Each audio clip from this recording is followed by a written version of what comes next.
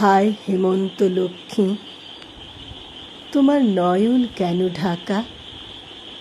হিমের ঘন ঘুমটাখানি ধূমল রঙে আঁকা। সন্ধ্যা প্রদীপ তোমার হাতে, মলিন হেরি কুয়াশাতে। কণ্ঠে তোমার বাণী কেন করুণ বাষ্পে মাখা? ধরার আঁচল ভরে দিলে প্রচুর সোনার ধানে। দিগঙ্গনার অঙ্গন আজ পূর্ণ তোমার দানে। আপন দানের আড়ালেতে রইলে কেন আসন পেতে? আপনাকে এই কেমন তোমার গোপন করে রাখা? হায় হেমন্ত লক্ষ্মী, তোমার নয়ন কেন ঢাকা?